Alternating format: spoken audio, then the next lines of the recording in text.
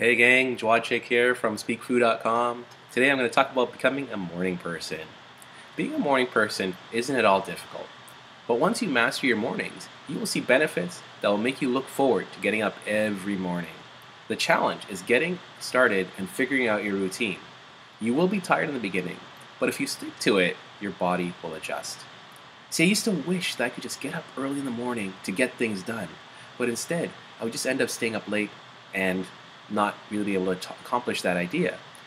It wasn't such a bad thing though, because I used to stay up till midnight, 12, 1 a.m., and just work on my personal projects. But after a while, I realized I was starting to get tired, especially from grueling days, where I'd sit down at my laptop at 8 p.m. when I'm ready to actually hit the grind and get things done, and I would realize that I'm just too tired, and I ended up staring at my screen and not doing anything.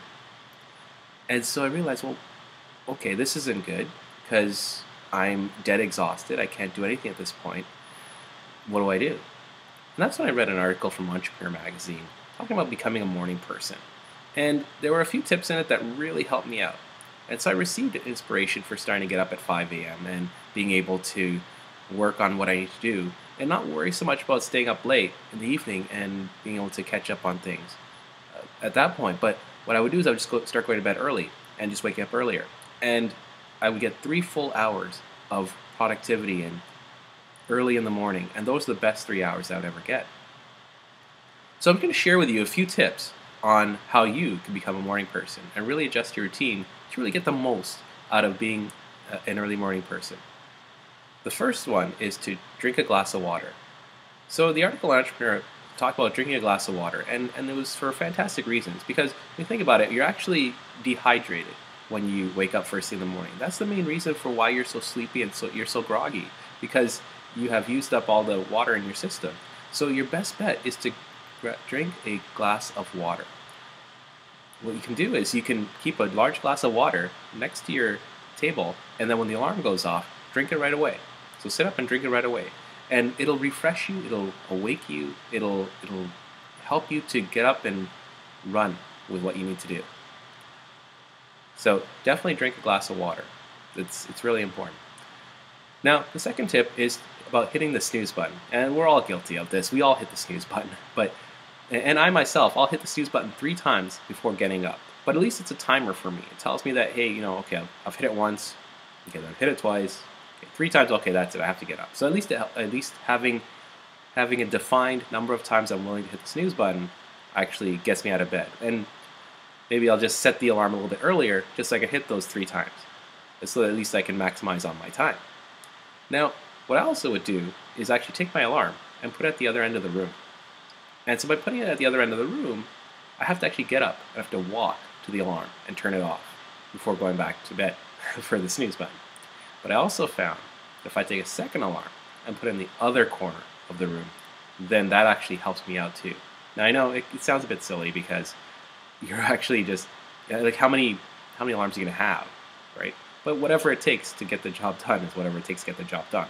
That's what I always say. So what I'll do is I'll get up, I'll walk to one corner of the room, I'll hit that alarm, then I'll walk to the other corner of the room, hit that alarm, and I'll circle back to bed. And so at that point I've walked all around the room. And so at least that gets my body moving and wakes me up more. So the third tip I have is for listening to your body, and this is really important because even though you're finding this new Zen time early in the morning, you will get tired during the day. At some point your body may just crash and you'll be so tired that productivity during the day will just go away. So you need to listen to your body. And one of the tips for listening to your body is take a power nap. A 20-minute power nap will do wonders. Now, more than 20 minutes and you're risking getting groggy and tired and sluggish for the rest of the day again. So find time, maybe at lunchtime, sneak out to your car, or when you get home from the evening, just take a quick power nap. But either way, just take 20 minutes, lie down, and take a rest. Successful people like Tony Robbins, they always advocate for taking 20-minute naps. In fact, he says so. He says he takes a 20-minute nap every day, and it helps him to revive and rejuvenate and get ready to finish off the day. So he's advocating it, so that's for sure. Definitely take a time out and take a 20-minute power nap. Another thing is, well, maybe there's times where you just want to sleep in, and hey, go for it. You'll find that for me, sleeping in now is 8 a.m., which is kind of weird. But being able to sleep in till 8 a.m. at least is something that I can reward myself with every so often, just to listen to my body. So definitely listen to your body. It's really important. The fourth tip is to add variety to your morning routine. So quite often I will get right down to work on some days. But then on weekends, well, I still get up that early in the morning, but I don't necessarily have to work. So what I'll do is I'll read a book. I'll catch up on my reading. I love to read. I love to read a ton of books, and I'm able to actually catch up on the reading that I want to do on the weekends because hey, I've got that time. I've got the silence. Nobody's around to bother me. So I'm able to catch up on a lot of reading, which is great, and I'll learn a lot of things. So definitely maximize your time. The other thing I'll do is a couple of mornings a week I'll go play ice hockey. I'll hit the ice and play some hockey, and at least that adds variety to my routine, and also it makes me wide awake and energized and eager to tackle the rest of the day. So hitting my 6:30 a.m. ice hockey game at the arena is something I look forward to a few times a week, which really helps out. Now, the fifth and final tip is to maximize your time. So you put out all this effort and all this energy to get up early in the morning. The trick now is to stop and stay away from checking email or checking Facebook. Just don't do it. You'll end up losing this newfound productivity time and just get bogged down with distractions like that. So stay away. In fact, reward yourself later on in the morning, maybe when you take your 10 a.m. coffee break. At that point, go ahead, check Facebook, check Twitter, check your email at that point. That's perfectly fine. So there you have it.